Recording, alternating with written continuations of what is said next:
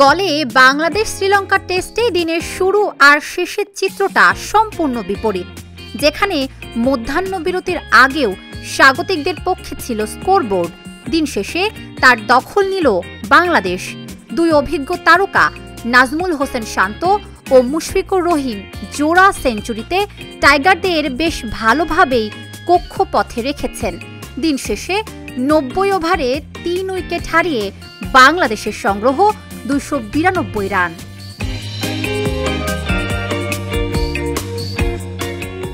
অধিনায়ক শান্ত টেস্ট ক্যারিয়ারের ষষ্ঠ সেঞ্চুরি তুলে নিয়েছেন ১.৫ বছরের বিরতি শেষে, আর মুশফিক পেয়েছেন ১২তম সেঞ্চুরি। তিনিও এমন ইনিংসে দেখা পেলেন ৯ মাস পর।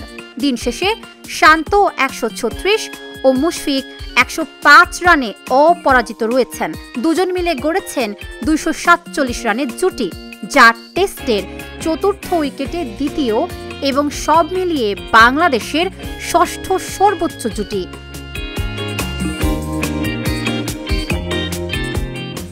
শ্রীলঙ্কার বিপক্ষে ২ ম্যাচের এই সিরিজ দিয়ে টেস্ট চ্যাম্পিয়নশিপের নতুন চক্র শুরু করেছে বাংলাদেশ। যদিও এদিন শুরুটা আশাব্যঞ্জক হয়নি। দলীয় মাত্র ৪৫ রানেই ৩ উইকেট হারায় সফরকারীরা। শুরুতেই দলীয় ৫ রানে আউট হয়েছেন এনামুল হক বিজয়। ১০ বলে ০ রান করে তিনি আসিথা ফার্নান্দোর বলে কুশল মেন্ডিসের হাতে স্লিপে ক্যাচ দেন।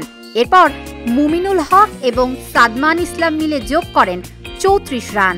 দুজনকেই ফিরিয়েছেন অভিষিক্ত লঙ্কান স্পিনার থারিন্দু রত্ননায়েক।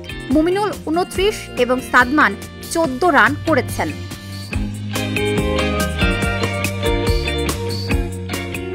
এই অবস্থায় বাংলাদেশকে বিপদ থেকে টেনে তুলতে কার্যকর জুটি প্রয়োজন ছিল। সেই চাহিদাই পূরণ করেছেন শান্ত মুশফিক। দিনের শেষ পর্যন্ত তারা লঙ্কানদের আর কোনো আনন্দের উপলক্ষ পেতে দেননি। প্রায় ৩.৫ গড়ে শান্ত মুশফিক রান তুলেছেন।